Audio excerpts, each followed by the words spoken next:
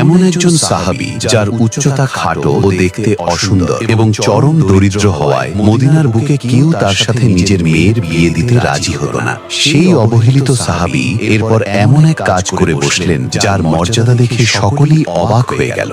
এই মহান সাহাবীর নাম হলো হযরত জুলাইবিব রাদিয়াল্লাহু। তিনি ছিলেন মদিনার একজন আনসার সাহাবী। সমাজের চোখে তিনি ছিলেন একজন অতি সাধারণ ও দরিদ্র মানুষ। তার তেমন কোনো বংশমর্যাদা বা পরিচিতিও ছিল না। শারীরিক গঠন ও সামাজিক অবস্থানের কারণে মদিনার কেউ তার সাথে নিজেদের মেয়ের বিয়ে দিতে চাইত না। একদিন রাসূলুল্লাহ সাল্লাল্লাহু আলাইহি ওয়াসাল্লাম মদিনার একজন আনসার সাহাবীর কাছে গিয়ে তার মেয়ের জন্য বিয়ের প্রস্তাব দেন। আনসার সাহাবী অত্যন্ত খুশি হয়ে সম্মতি দেন, কিন্তু যখন নবীজি জানালেন যে প্রস্তাবটি তিনি নিজের জন্য নয় বরং জুলাইবিবের জন্য নিয়ে এসেছেন, তখন সেই সাহাবী অবাক হয়ে যান এবং স্ত্রীর সাথে পরামর্শ করার কথা বলেন।